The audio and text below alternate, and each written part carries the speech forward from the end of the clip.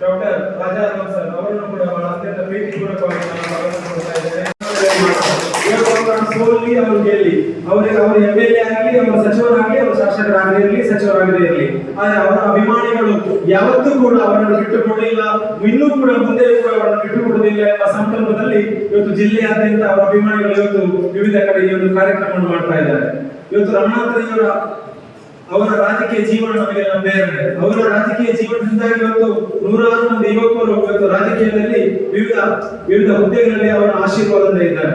ಇವತ್ತು ಸನ್ಮಾನ್ಯ ಶ್ರೀ ರಮಣಾತ್ರಯವರ ಹುಟ್ಟುಹಬ್ಬ ಆಚರಣೆಯನ್ನು ನಾವು ಒಂದು ಪ್ರೇರಣಾ ಕಾರ್ಯಕ್ರಮದ ಮೂಲಕ ನಾವು ಹಿಂದೆಯೂ ಮಾಡಿದ್ದೆವು, ಮುಂದೆಯೂ ಕೂಡ ಪ್ರತಿಯೊಂದು ಅವರ ಹುಟ್ಟುಹಬ್ಬ ಆಚರಣೆಯ ಮೂಲಕ ಇವತ್ತು ಸಮಾಜದಲ್ಲಿ ಅಶಕ್ತರಾಗಿರುವಂತಹ ಕುಟುಂಬಗಳಿಗೆ ನೆರವಾಗುವಂತಹ ಒಂದು ದೊಡ್ಡ ಮಟ್ಟದ ಕಾರ್ಯಕ್ರಮಕ್ಕೆ, ದೊಡ್ಡ ಮಟ್ಟದ ಸಂಕಲ್ಪಕ್ಕೆ ನಾವೆಲ್ಲ ಸಿದ್ಧರಾಗಿದ್ದೇವೆ. ಆತ್ಮೀಯರೇ, ಈ ಒಂದು ಕಾರ್ಯಕ್ರಮದ ಪ್ರಮುಖ ಇನ್ನೊಂದು ಉದ್ದೇಶ ಏನು ಅಂತ ಹೇಳಿದ್ರೆ, ಇವತ್ತು ನಾವು ಸಮಾಜ ಸೇವಾ ಸಂಕಲ್ಪದ ಕಾರ್ಯಕ್ರಮದ ಮೂಲಕ ಇವತ್ತು ಸನ್ಮಾನ್ಯ ಶ್ರೀ ರಮಣಾತ್ರ ಸರ್ ಅವರ ಹುಟ್ಟುಹಬ್ಬ ಆಚರಣೆ ಮಾಡುವಂತದ್ದು. ಇವತ್ತು ಹುಟ್ಟುಹಬ್ಬ ಆಚರಣೆ ವಿವಿಧ ರೀತಿಯಲ್ಲಿ ಮಾಡ್ತಾರೆ. ದೊಡ್ಡ ದೊಡ್ಡ ಎಸ್ಟೇಟ್ಗಳಲ್ಲಿ, ದೊಡ್ಡ ದೊಡ್ಡ ಪಾರ್ಟಿಯಲ್ಲಿ, ದೊಡ್ಡ ದೊಡ್ಡ ಹೋಟೆಲ್ಗಳಲ್ಲಿ ಮಾಡಬಹುದು. ಆದ್ರೆ ನಮಗೆ ಆ ಎಲ್ಲ ಅವಕಾಶವನ್ನು ಮೀರಿ ಇವತ್ತು ರಮಣಾತ್ರ ಸರ್ ಅವರಿಗೆ ಅತ್ಯಂತ ಪ್ರೀತಿ ಪಾತ್ರರಾಗಿರುವಂತಹ ಇವತ್ತು ಸಮಾಜದ ಎಲ್ಲ ವರ್ಗದ ಜನರ ನಡುವೆ ಆ ಒಂದು ಹುಟ್ಟುಹಬ್ಬ ಆಚರಣೆ ಮಾಡಬೇಕೆಂಬ ಕಲ್ಪನೆಯಿಂದಾಗಿ ನಾವು ಅದೇ ರೀತಿಯ ಕಾರ್ಯಕ್ರಮವನ್ನು ಕಳೆದ 4 ವರ್ಷಗಳಿಂದ ನಾವು ಮಾಡ್ತಾ ಇದ್ದೇವೆ. ದೀಪ ಪ್ರಜ್ವಲನೆ ಶ್ರೀ ರಮಣಾತ್ರ ಇವರಿಂದ ಹಾಗೂ ಸೇರಿದ ಗೌರವಾನ್ವಿತ ಅತಿಥಿಗಳ ಸಮ್ಮುಖದಲ್ಲಿ 2 ಬಾರಿ ಪುತ್ತೂರು ವಿಧಾನಸಭಾ ಕ್ಷೇತ್ರದ ಭಾರತೀಯ ರಾಷ್ಟ್ರೀಯ ಕಾಂಗ್ರೆಸ್ ಪಕ್ಷದ ಅಭ್ಯರ್ಥಿಯಾಗಿ ಮಹೋನ್ನತವಾದ ಶ್ರೀ ಕಾಳಿಂಗೇಶ್ವರ ದೇವಸ್ಥಾನದ ವ್ಯವಸ್ಥಾಪನಾ ಸಮಿತಿಯ ಅಧ್ಯಕ್ಷರಾಗಿ ರಾಜಗೋಪುರವನ್ನ ಕಟ್ಟಿದ ಕೀರ್ತಿ ಇವರಿಗೆ ಸಲ್ಲುತ್ತದೆ. ಪುತ್ತೂರಿನಲ್ಲಿ ವಿದ್ಯಾರ್ಥಿ ಜೀವನದಿಂದ ಹಿಡಿದು ಯುವ ಕಾಂಗ್ರೆಸ್, ಬ್ಲಾಕ್ ಕಾಂಗ್ರೆಸ್ ಮತ್ತು ಪುತ್ತೂರಿನ ಮಾತೋಪುರ ಮಾಲಿಂಗೇಶ್ವರ ದೇವಸ್ಥಾನದ ಅಧ್ಯಕ್ಷರಾಗಿ ಕೋರ್ಟ್ ಮೈದಾನದಲ್ಲಿ ಕಳೆದ 44 ವರ್ಷದಿಂದ ಡಾಕ್ಟರ್ ಹನುಮಂತಮಯ್ಯ ಅವರು ಪ್ರಾರಂಭಿಸಿದಂತ ಒಂದು ಗಣೇಶೋತ್ಸವವನ್ನು ಮಾಡಿ ಎಲ್ಲರ ಪ್ರೀತಿಗೆ ಪಾತ್ರರಾದವರು ಮತ್ತು ರಮಣಾತ್ರ ಮತ್ತು ಸುಧಾಕರ್ ಶೆಟ್ಟಿ ಅವರು ಒಂದು ಕಾಲದಲ್ಲಿ ವಿಧಾನಸೌಧ ಎಲ್ಲ ಹೋದಾಗ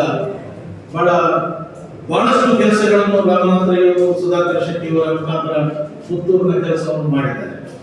ಪುತ್ತೂರಿನಲ್ಲಿ ಪುತ್ತೂರಿನಲ್ಲಿ ಯಾವ ರಸ್ತೆಗಳು ಸರಿ ಇರಲಿಲ್ಲ. ಪುತ್ತೂರು ಬಸ್ ಸ್ಟ್ಯಾಂಡ್ ಮುಂಭಾಗದಲ್ಲಿರುವಂತಹ ರಸ್ತೆಯಲ್ಲಿ ಕೆ.ಎಸ್.ಆರ್.ಟಿ.ಸಿ ಬಸ್ಸುಗಳು ಓಡಾಡುವಾಗ ಜಲ್ಲಿಕಲ್ಲುಗಳು ಮನುಷ್ಯರ ತಲೆ ಬೀಳುತ್ತಿರುವಂತಹ ಸಂದರ್ಭದಲ್ಲಿ ರಮಣಾತ್ರಯವರು ಜಿಲ್ಲಾ ಉಸ್ತುವಾರಿ ಸಚಿವರಾಗಿ ಕೆಲಸ ಮಾಡುತ್ತಿದ್ದಾಗ ರಮಣಾತ್ರಯವರು ಒಂದು ಸಭೆಗೆ ಬಂದು ಆ ರಸ್ತೆಗೆ ಡಾಂಬರೀಕರಣ ಮಾಡತಕ್ಕಂಥ ಕೆಲಸವನ್ನು ಇತ್ತೀಚೆಗೆ ಮಂಗಳೂರಲ್ಲಿ ರಮಣಾತ್ರಯವರು ಜೊತೆ ಸಿಕ್ಕಿದಾಗ ಸುಧಾಕರ್ ಶೆಟ್ಟಿ ಅವರು ಎಂಜವರು ಅಂತ ಕೇಳಿದ್ರು, ಹುಷಾರಿದ್ದಾರೆ ಅಂತ ಹೇಳಿದ್ರು. ಆದ್ರೆ ವಿಧಿ ಬೇರೆ, ದೇವರ ಒಂದು ಆ ಪಾದಕ್ಕೆ ಅವರು ಸೇರಿದ್ದಾರೆ. ಮತ್ತು ರಮಣಾತ್ರಯವರು ಈ ಜಿಲ್ಲೆಯಲ್ಲಿ, ನಾನು ಹಿಂದೆ ಕೂಡ ಹೇಳಿದೆ, ಈ ಜಿಲ್ಲೆಯಲ್ಲಿ ಒಂದು ಎಲ್ಲ ವಿಧಾನಸಭಾ ಕ್ಷೇತ್ರಗಳಲ್ಲಿ ಅಭಿಮಾನಿ ಬಳಸುವ ಹೊತ್ತು ಎಲ್ಲರ ಪ್ರೀತಿಯಲ್ಲಿ ಮಾತಾಡ್ತಕ್ಕಂಥ ಒಂದು ವ್ಯಕ್ತಿ ಇದ್ರೆ ಅದು ಬೆಳ್ಳಿಗಾಡಿ ರಮಣಾತ್ರ. ಅವರು ಅಧಿಕಾರದಲ್ಲಿ ಇಲ್ಲದಿರಲಿ ಎಲ್ಲರೊಟ್ಟಿಗೆ ಎಲ್ಲ ಸಮಯದಲ್ಲೂ ಅವರು ಎಲ್ಲರ ಮುಖ ಪರಿಚಯವನ್ನು ಒಪ್ಪಿಕೊಂಡು ಮಾತಾಡ್ತಕ್ಕಂಥ ವ್ಯಕ್ತಿ.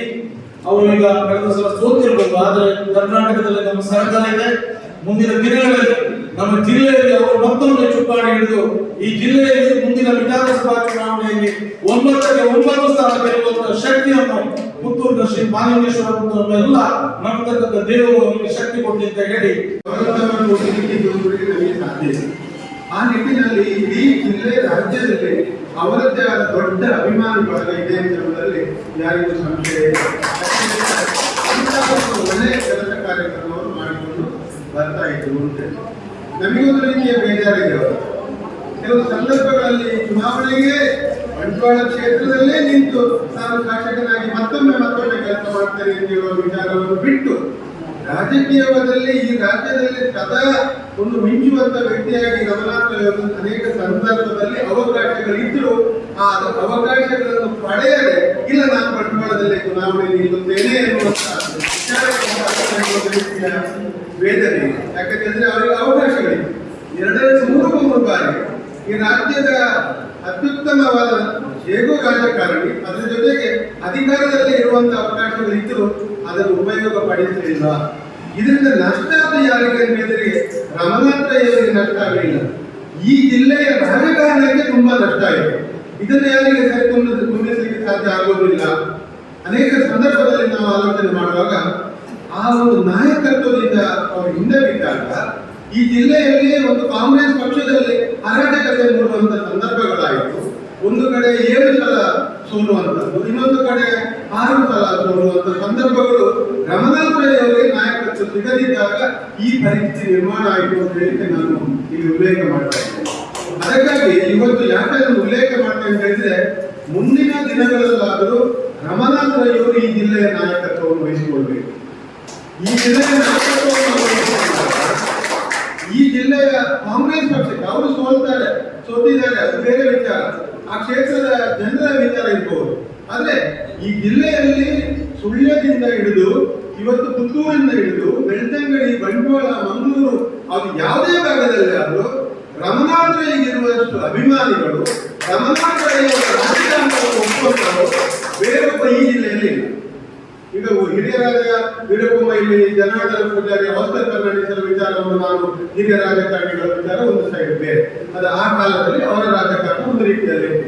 ನಂತರದ ದಿನಗಳಲ್ಲಿ ರಮನಾಥಯ್ಯವರು ಈ ಜಿಲ್ಲೆಗೆ ಕೊಟ್ಟಂತ ಕೊಡುಗೆ, ಅದು ಸಚಿವರಾಗಿ ಶಾಸಕರಾಗಿ ಯಾವ ಅಧಿಕಾರ ಇಲ್ಲದಿತ್ತು ನೋಡುವ, ಈ ಜಿಲ್ಲೆಯಲ್ಲಿ ಯಾವ ಅಧಿಕಾರ ಇಲ್ಲದೆ ಬಂದಂತ ರಮನಾಥಯ್ಯವರ ರೀತಿಯಲ್ಲಿ ಯಾವಾಗಲೂ ಒಬ್ಬ ಇಡೀ ಜಿಲ್ಲೆಯಲ್ಲಿ ಇಷ್ಟು ಜನ, ಪ್ರತಿಯೊಂದು ಕ್ಷೇತ್ರದಲ್ಲಿ ಪ್ರತಿಯೊಂದು ಊರಲ್ಲಿ ಇಷ್ಟು ಅಭಿಮಾನಿಗಳನ್ನು ಹೊಂದಿದವರು ಯಾರಾದರೂ ಈಗ ಇದ್ರೆ ನಾವು ಯಾವ ಸವಾಲಿಗೂ ತಿಳಿಯಿದ್ದೇವೆ. ಅದು ಯಾಕೆ ಅಂತ ಹೇಳಿದ್ರೆ ಅದು ರಮನಾಥಯ್ಯವರು ಮಾಡಿದಂತ ಸೇವೆ, ಆ ರಾಜಕಾರಣದಲ್ಲಿ ಕೊಟ್ಟಂತ ಒಂದು ಒಳ್ಳೆಯ ಸೇವೆ. ಅನೇಕ ಸಂದರ್ಭದಲ್ಲಿ ನಾನು 2 ಮಾತಿತ್ತು ಆಡ್ಬೇಕಾದ್ರೆ, ಯಾಕಂದ್ರೆ ರಮನಾಥಯ್ಯವರ ಬಗ್ಗೆ ನಾವು ಎಷ್ಟು ಮಾತಾಡಿದ್ರು ಮುಗಿಯೋದಿಲ್ಲ. ಅಂದ್ರೆ ಅಂತ ಒಂದು ರಾಜಕಾರಣ. ಅವರ ಮನೆಯಲ್ಲಿ ಅಧಿಕಾರ ಇರುವಾಗಂತೂ ಹೋಗ್ಲಿಕ್ಕೆ 500 ಜನ ಬೆಳಿಗ್ಗೆ ಜಾಗ ಇರ್ತಾರೆ, ಅಧಿಕಾರ ಇಲ್ಲದೇ ಇದ್ರೂ ಸಹ ಅಷ್ಟೇ ಜನ ಇರ್ತಾರೆ. ಅಂದ್ರೆ ಜನರ ಸೇವೆಯನ್ನು ನಿರಂತರವಾಗಿ ಇದು ಮಾಡಿಕೊಂಡು ಬರ್ತಾರೆ ಅಂತ ಹೇಳಿ. ಹಾಗಾಗಿ ನಾನು ಇವತ್ತು ಹೇಳುವಂಥದ್ದು, ಇಂಥ ಒಂದು ರಾಜಕಾರಣಿಯನ್ನು ಪಡೆದಂತ ಜಿಲ್ಲೆ ನಮ್ದು, ಅಂತ ಒಂದು ವ್ಯಕ್ತಿ ರಮನಾಥಯ್ಯ ಹೇಳಲಿಕ್ಕೆ ನಾನು ಇಚ್ಛೆ ಪಡ್ತಾ ಇದ್ದೇನೆ. ಹಾಗಾಗಿ ಇವತ್ತು ಪ್ರಶ್ನೆ ಆಗ್ಬೋದು, ಯಾಕೆ ರಮನಾಥಯ್ಯವರು ಹುಟ್ಟುಹಬ್ಬವಾಗಿ ಇವತ್ತು ಅಧಿಕಾರ ಇದ್ದಾಗಲೂ ಅಧಿಕಾರ ಇರುವಾಗ ಹುಟ್ಟುಹಬ್ಬ ಆಚರಣೆ ಮಾಡಬಹುದು, ಅಥವಾ ಅವರ ಬಗ್ಗೆ ನಾವು ಹೊಗಳಬಹುದು. ಅಧಿಕಾರ ಇಲ್ಲದಿದ್ದರೂ ರಮನಾಥಯ್ಯವನ್ನು ಯಾಕೆ ಜನ ಇಷ್ಟೊಂದು ಹೊತ್ತಿಕೊಳ್ತಾರೆ, ಇಷ್ಟೊಂದು ಮೆಚ್ಚಿಕೊಳ್ತಾರೆ ಅಂತ ಹೇಳಿದ್ರೆ ರಮನಾಥಯ್ಯವರಲ್ಲಿ ಮಾತ್ರ ಅಂತ ಒಂದು ವ್ಯಕ್ತಿತ್ವ ಇರುವಂತದ್ದು. ಅದು ಇನ್ನೊಬ್ಬರನ್ನು ನಮಗೆ ಹುಡುಕಿ ತುಂಬಾ ಕಷ್ಟ ಸಾಧ್ಯ ಅಂತ ಹೇಳುವ ನಿಟ್ಟಿನಲ್ಲಿ ಇಡೀ ಜಿಲ್ಲೆಯ ಜನ ಅವರ ಬಗ್ಗೆ ಅತ್ಯಂತ ಅಭಿಮಾನ ಮತ್ತು ಪ್ರೀತಿಯನ್ನು ಇಟ್ಟುಕೊಂಡು ಬಂದಿದ್ದಾರೆ. ಇದ್ರೆ ಇವತ್ತು ನಷ್ಟ ಆಗ್ತದೆ ನಮಗೆ, ಈ ಜಿಲ್ಲೆಯ ಜನರಿಗೆ ಇವತ್ತು ನಷ್ಟ ಆಗ್ತದೆ. ಇಲ್ಲದಿದ್ರೆ ಈ ಜಿಲ್ಲೆಯ ಇವತ್ತು ಉಸ್ತುವಾರಿ ಸಚಿವರಾಗಿ ರಮನಾಥಯ್ಯ ಇದ್ದು ಪ್ರತಿಯೊಬ್ಬ ಕಾಂಗ್ರೆಸ್ ಪಕ್ಷಕ್ಕೆ ಒಂದು ದೊಡ್ಡ ಶಕ್ತಿ ಇರ್ತಾರೆ. ಆದರೆ ಮುಂದಿನ ದಿನಗಳಲ್ಲಿ ನಾವು ಇವತ್ತು ಈ 72ನೇ ಹುಟ್ಟುಹಬ್ಬದ ಸಂದರ್ಭದಲ್ಲಿ ನಾವೆಲ್ಲ ಆಶಿಸುವಂಥದ್ದು, ಮುಂದಿನ ದಿನದಲ್ಲಿ ಈ ಜಿಲ್ಲೆಯ ನಾಯಕತ್ವವನ್ನು ವಹಿಸಿಕೊಳ್ಳಬೇಕು. ನಿಮ್ಮ ನಾಯಕತ್ವದಲ್ಲಿ ಈ ಜಿಲ್ಲೆಯಲ್ಲಿ ಮತ್ತೊಮ್ಮೆ ಕಾಂಗ್ರೆಸ್ ಇವತ್ತು ರಾಜ್ಯದ ಅಧಿಕಾರ ಇದ್ರೂ ಸಹ ಈ ಜಿಲ್ಲೆಯ ನಾಯಕತ್ವ ನಿಮ್ಮ ಮೂಲಕ ಆಗಬೇಕಾಗಿದೆ. ನಿಮಗೆಲ್ಲರ ನಾಡಿ ಮಿಡಿತಗಳು ಗೊತ್ತಿದೆ. ಉದಾಹರಣೆಗೆ ನಾನು ಉಲ್ಲೇಖ ಮಾಡುವಂಥದ್ದು ಸುಳ್ಯ ವಿಧಾನಸಭಾ ಕ್ಷೇತ್ರದಲ್ಲಾದಂತಹ ಸಮಸ್ಯೆಗಳು. ಈ ವಿಚಾರ ನಾನು ಯಾರು ಅಂತ ಹೇಳಲಿಕ್ಕೆ ಹೋಗೋದಿಲ್ಲ. ರಮನಾಥಯ್ಯವರ ನಾಯಕತ್ವ ಇರ್ತಾ ಇದ್ರೆ ಸುಳ್ಯದಲ್ಲಿ ಇಂಥ ಗೊಂದಲಗಳು ಇರ್ತಾ ಇರಲಿಲ್ಲ.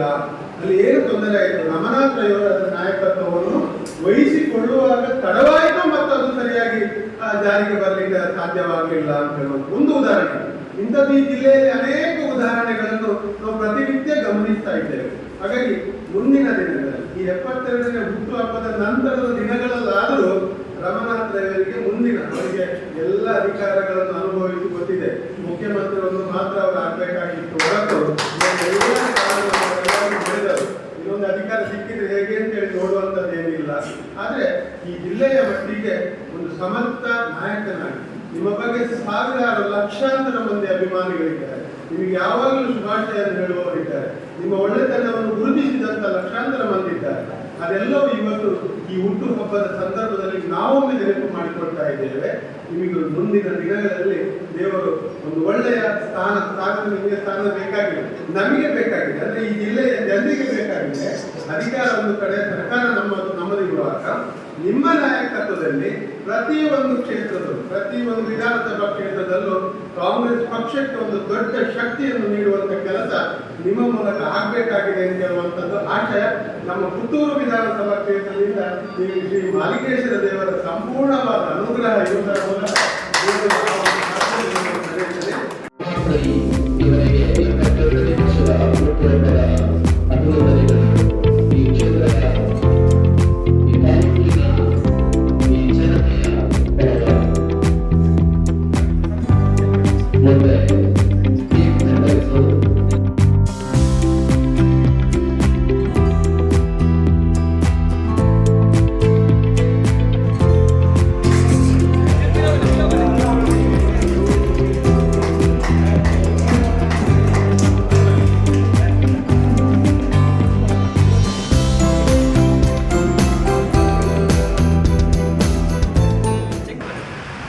ಕ್ಷೇತ್ರ ಅಂತ ಹೇಳಿದ್ರೆ ಒಂದು ಲೆಕ್ಕದಲ್ಲಿ ನನ್ನ ಮನೆತನದ ಊರು.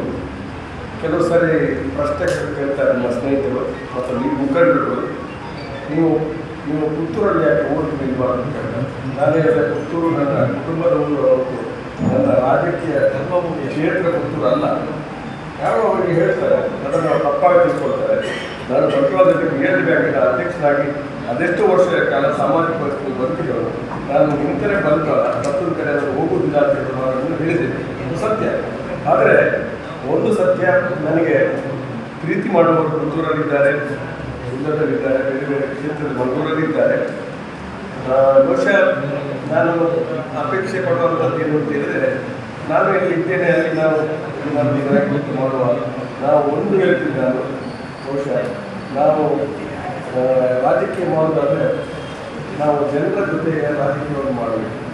ಮ್ಯಾನಿಪುಲೇಟಿವ್ ಪಾಲಿಟಿಕ್ಸ್ ಅದು ನಾನು ಲೀಡರ್ಗಳ ಬೆನ್ನಿಟ್ಕೊಂಡು ಅವರು ನಾವು ಅದು ಕೊಡಿ ಇದು ಕೊಡಿಸಿ ಹೋಗುವಂಥದ್ದು, ಅದಕ್ಕೆ ನನ್ನ ಒಪ್ಪಿಗೆ ಇಲ್ಲ. ಇವತ್ತು ಅನೇಕ ಜನ ಮುಖಂಡರು ಪುತ್ತೂರಿನಲ್ಲಿದ್ದಾರೆ. ಏನು ಮಾಡಿಸಿದ್ದಾಗಿ ಯಾರೇ ಅವರಿಗೆ ಒಂದು ಅಪೇಕ್ಷೆ ಇರ್ತದೆ, ನಾವು ಊರಲ್ಲಿ ಜನರ ಜೊತೆ ಇದ್ದುಕೊಂಡು ರಾಜಕೀಯ ಆಗಬೇಕು. ಮತ್ತು ನಾವು ಬೆಂಗಳೂರಲ್ಲಿ ಕೂತು ರಾಜಕೀಯ ಮಾಡುವಂಥದ್ದಲ್ಲ ಅನ್ನೋದು ಅವರ ಒಂದು ಅಭಿಪ್ರಾಯ. ಅದರಿಂದಾಗಿ ಇವತ್ತು ಬೇರೆ ಬೇರೆ ರೀತಿಯ ಸೋಲಾಗುವುದು.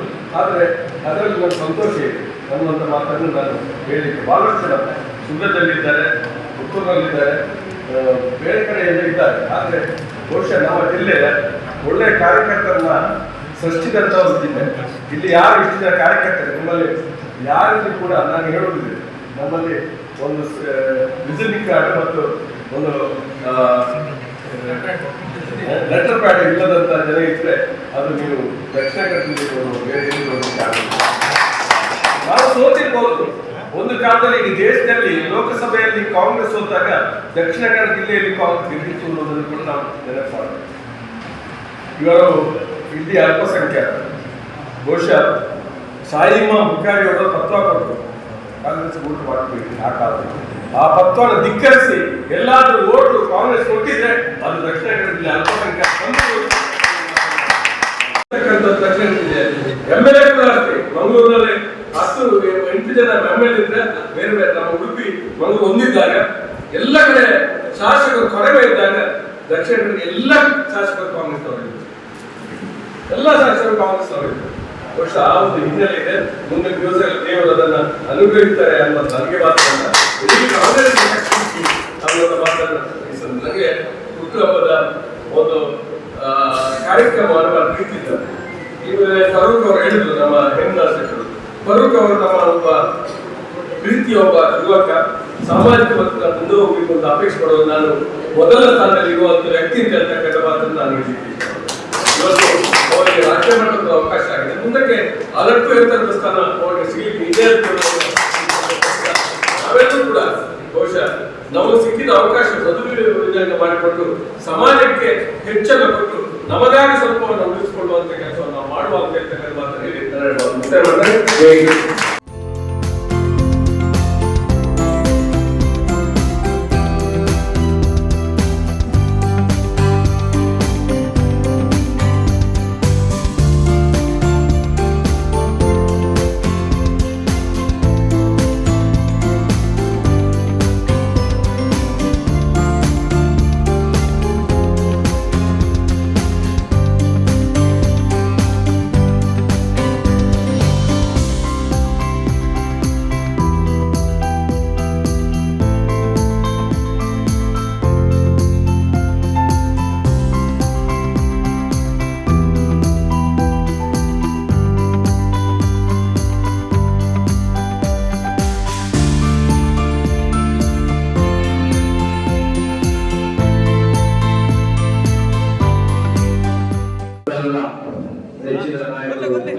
ಜಿಲ್ಲೆಯ ಮತ್ತು ರಾಜ್ಯದ ನೇರ ನೆರೆನುಡಿಯ ಮಾಜಿ ಸಚಿವರಾಗಿರ್ತಕ್ಕಂಥ ರಮಣಯ್ಯವರ 70ನೇ ಹುಟ್ಟುಹಬ್ಬದ ಈ ಒಂದು ವೇದಿಕೆಯಲ್ಲಿರ್ತಕ್ಕಂಥ ಎಲ್ಲ ಗಣ್ಯ ವ್ಯಕ್ತಿಗಳೇ ಈ ಒಂದು ಕಾರ್ಯಕ್ರಮವನ್ನು ಸಂಘಟನೆ ಮಾಡಿರ್ತಕ್ಕಂಥ ನಮ್ಮ ಆತ್ಮೀಯ ಮಿತ್ರರಾಗಿರ್ತಕ್ಕಂಥ ನಾವು ಶ್ರೀದೇವರೇ NSUವಿನ ರಾಜ್ಯ ಉಪಾಧ್ಯಕ್ಷರಾಗಿರ್ತಕ್ಕಂಥ ಮತ್ತು ವೇದಿಕೆಯಲ್ಲಿರ್ತಕ್ಕಂಥ ಎಲ್ಲ ಗಣ್ಯ ವ್ಯಕ್ತಿಗಳು ಜಿಲ್ಲೆ ಮತ್ತು ರಾಜ್ಯದ ಪ್ರತಿಭಾ ನಾಯಕ ರಮಣಯ್ಯವರ 70ನೇ ಹುಟ್ಟುಹಬ್ಬವನ್ನು ನಾವು ಆಚರಣೆ ಮಾಡಿದ್ದೇವೆ. ಸುದ್ದಿ ಚಾನಲ್ ಕ್ಷಣ ಕ್ಷಣದ ಸುದ್ದಿಗಾಗಿ.